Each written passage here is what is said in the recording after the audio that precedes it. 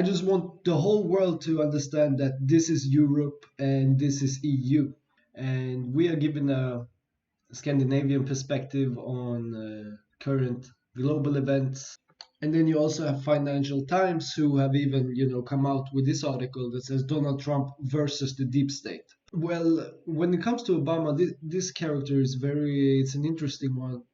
Right? And grab the chain of command, grab the deep state in order to smoke the structure out. It would take decades to do that because the deep state players are not gonna hold up their hand and say, I am corrupted. We could take lessons, take notes on how they are going to structure their tax system, and we could probably do something similar in Sweden. But to the system, everyone's a victim. Doesn't matter if you're black or white, it hates you all. Here inside the system, violence is a symptom. Fighting for what's right, but somehow everyone is wrong.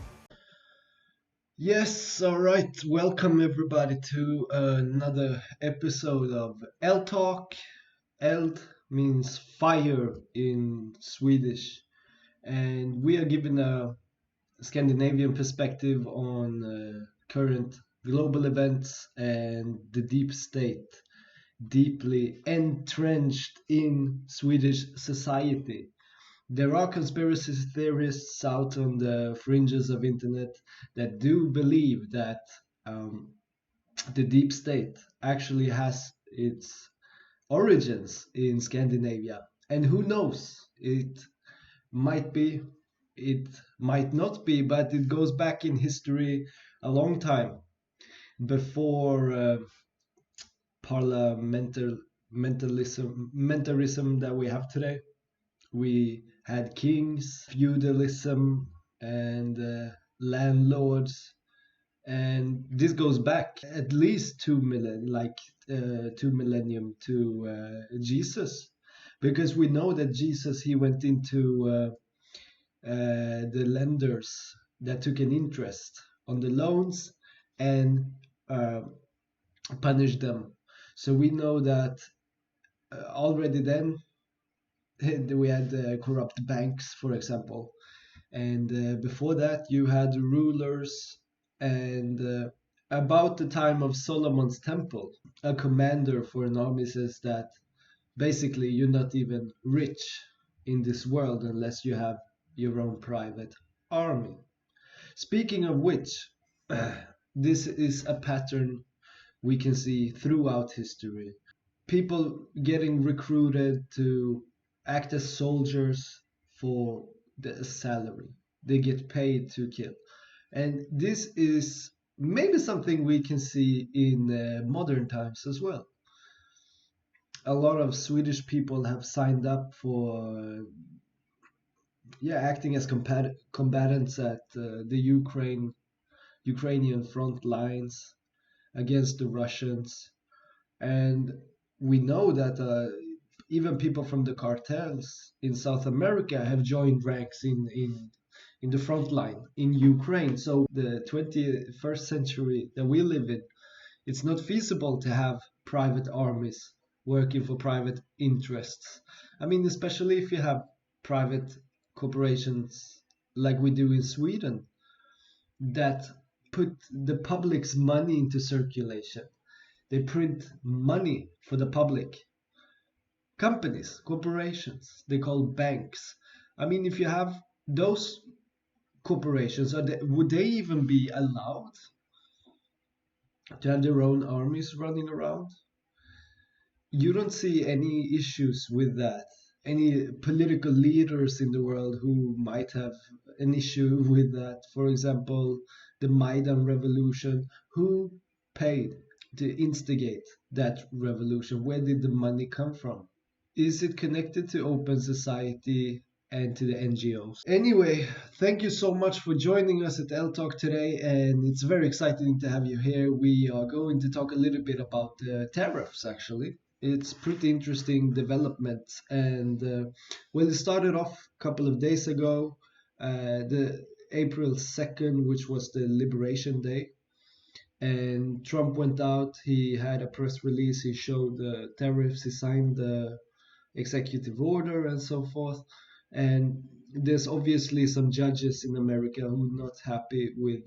But the question is if it, is the legislative body gonna be able to shut down the executive one? It doesn't really make sense. But anyway, looking at what has been happening since Trump went out on the second, we can now see that a few countries, about 50 or so, are ready to negotiate with the Americans about either removing the tariffs completely or lowering them essentially.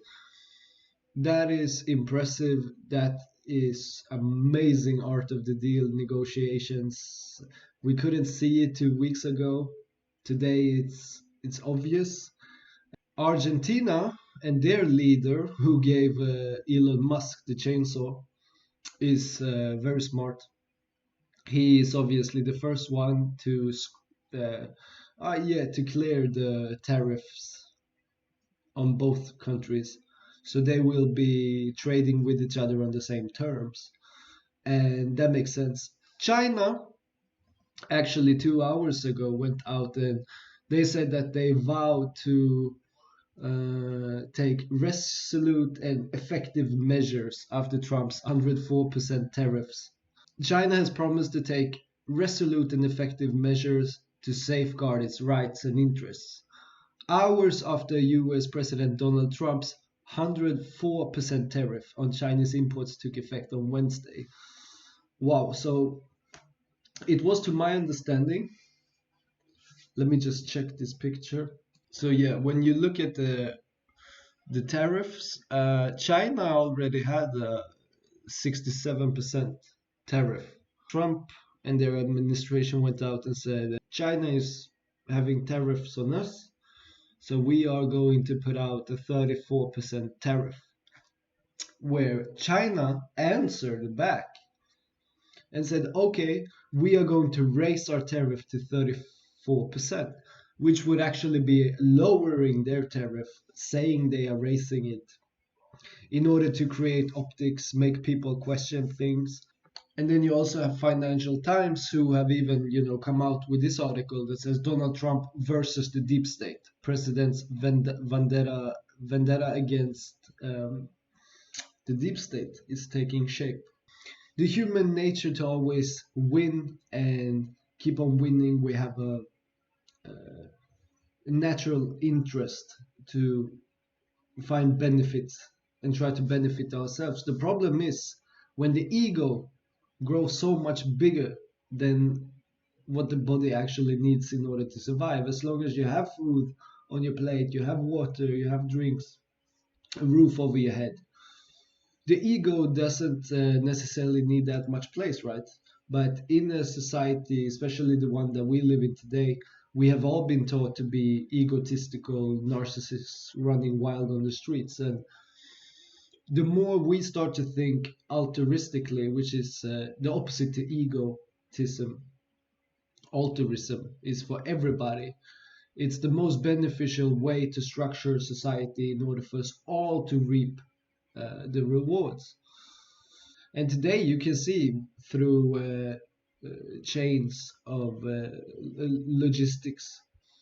Look, for example, at the US aid money meant to go out to nations, meant to go to poor people. Well, there's so many people in between, middlemen, who take a cut to stuff their pockets. So let's look at this map here. I just want the whole world to understand that this is Europe and this is EU. It's two separate things. And basically, all politicians in Europe have somehow, I know for a fact, because they've said it, that 80% of Swedish laws is decided in EU, in Brussels. Whoever came up with that idea? Who of our politicians sold out our country? It's so stupid. So we don't like. I don't like Europe. I don't hate Europe, but the only two leaders worth mentioning is Orban. Orban is obviously fighting to increase the demographics in Hungary, but also in Europe, and I think he's a great role model. We could take lessons, take notes on how they are going to structure their tax system, and we could probably do something similar in Sweden. But Sweden is the only country whose citizens walk around on the street saying it's cool to pay taxes. Like, I'm literally applying for asylum from this fucking continent. I want to go to Canada before they become the 51st state, and maybe I can become an American citizen. We also have Georgia Meloni. She's a very clever, very smart woman and great politician in Europe who probably understands a bit better than those bureaucrats that we have in Brussels at the moment that there is a deep state and there are very corrupt players in Europe, and we have a lot of them. I mean, look at this guy. Boris Hagelin was also the one who created the crypto machines during the Second World War. He sold them to CIA through Ericsson, and he's a Swede. So we have so many of them in Sweden.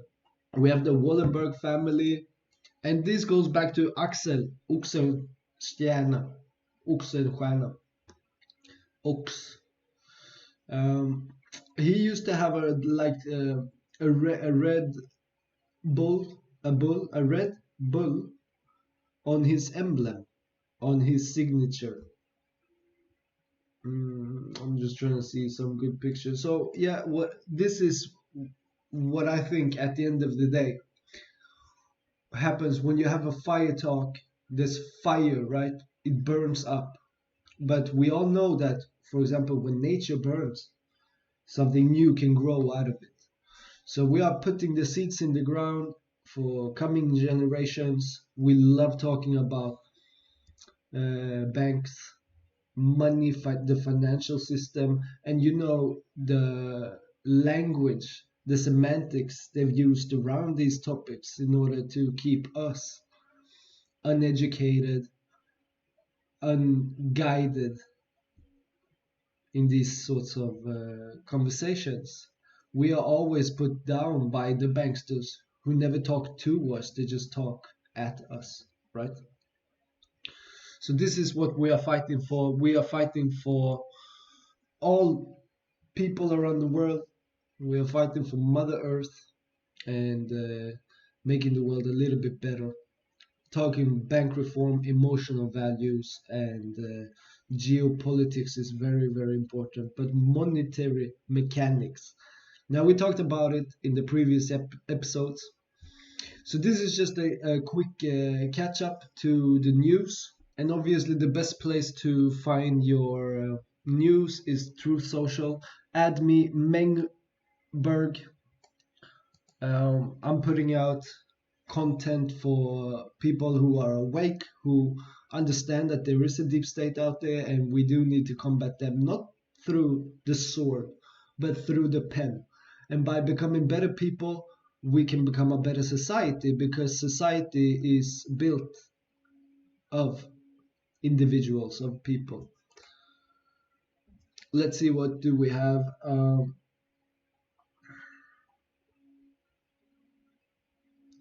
No amount of money, oil, or gold is worth more than the bees, trees, and clean water. Well, when it comes to Obama, this character is it's an interesting one. He's probably an actor, and he probably know exactly what he's doing. He also came out with this movie about a year ago, leaving this world behind, with his own production company. You should really watch this movie, because nobody is outing the deep state's agenda more than Obama at the moment. When he comes out with this movie, he's giving away the game plan. And you can see that, yes, if the deep state wanted to take over the world, they would have done so by now. The fact that I'm here sitting and talking to you about these subjects, and the fact that I've been watching people talk about it for the last 10 years, just shows that we are moving in the correct direction. The deep state players, yes, there are some terrible people in the world. I'm not sure. I don't believe that they are at the top of the structure. I think it's most likely uh, based on a military sting operation, an American military sting operation that goes back decades. And they have most likely, I mean, if they didn't, understand that they should grab the top of the pyramid by the neck and say, look, now we are going to do this. And if you have any problems with that, we are going to do this, right? And grab the chain of command, grab the deep state in order to smoke the structure out. It would take decades to do that because the deep state players are not going to hold up their hand and say, I am corrupted. I take bribes from USA. I pay idiots who penetrate kids in Africa, like whatever.